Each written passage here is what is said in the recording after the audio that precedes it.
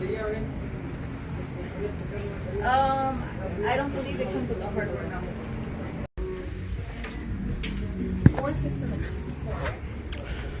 I got it. And so here we are. Got the new coolant reservoir right here. After looking at this, I decided I'm gonna see if maybe I can get away without buying a new overflow hose right now. I just put the little rubber gasket back onto the end of the connector here. It looks like it might actually be able to still hold pressure, even though it's still missing part of the end of the hose there.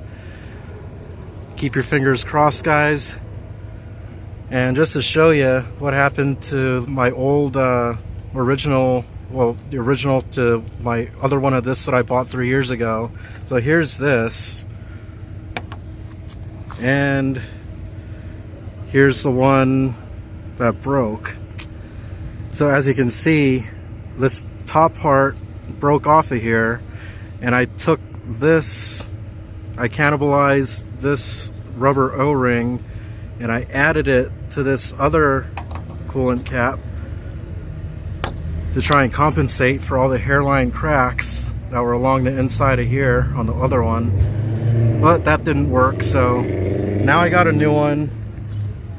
Hopefully I don't have to be out 50 or 60 bucks to buy another overflow hose.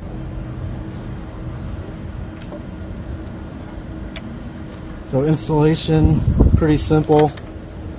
See this notch in the hose? That lines up with this. Just push it on there. Not very difficult at all. Very simple.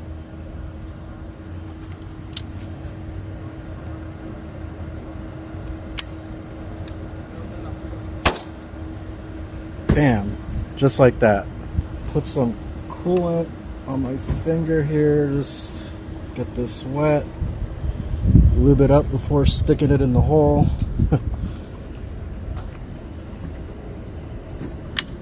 That might actually work.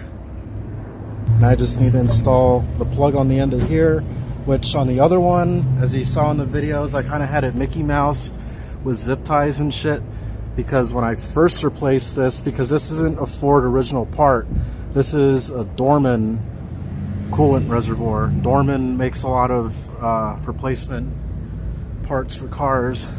So for some reason the original plug wasn't completely plugging this. So I'm gonna do the same thing that I did before, and hopefully I'll be good to go.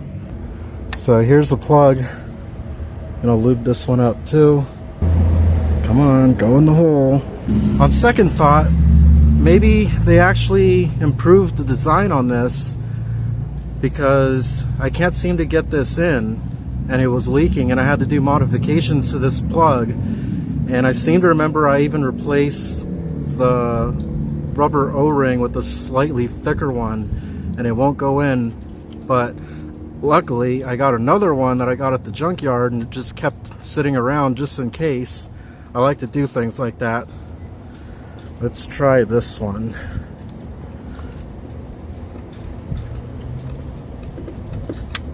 There we go. I think that might actually work now without all the crazy zip ties and shit. So next step, there's a tab here, there's a tab here, goes into there, and you can't see the other one because I already got it hooked up. I don't want to break the hose, but you just line these up.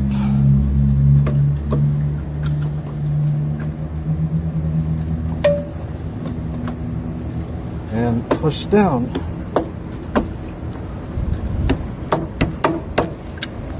And it's installed. So now all that's left is just add the coolant back. And cross my fingers.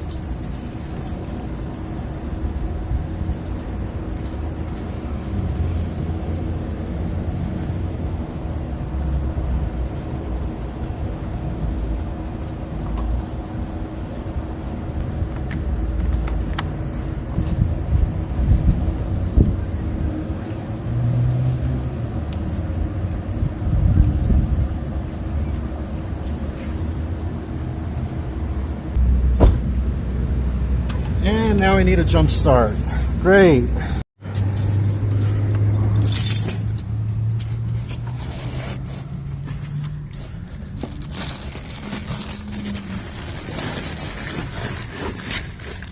shower bag out of the way.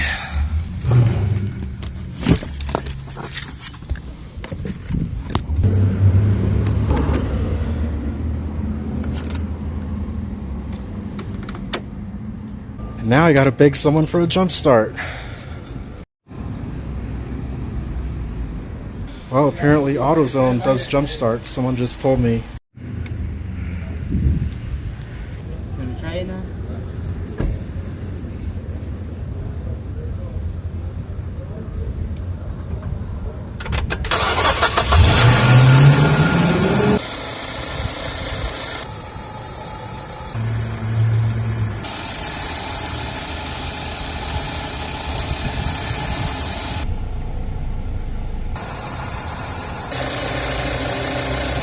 Well, so good so far. No leaks.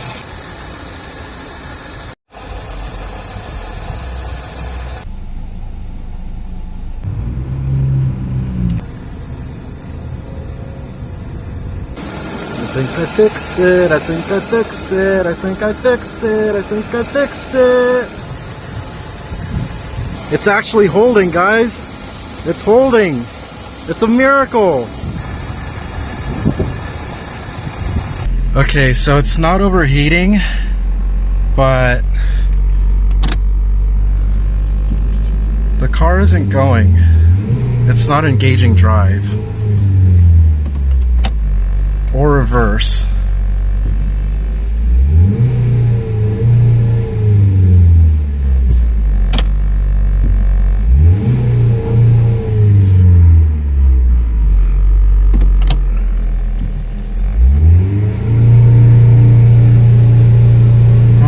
Fucking fuck. Alright. I don't know what the fuck happened. I had to shut the car off and restart it and rock it back and forth by hand. And it's actually engaging gears now. Oh fuck. I can't believe this shit. Alright guys, rate, comment, subscribe. My life is unbelievable.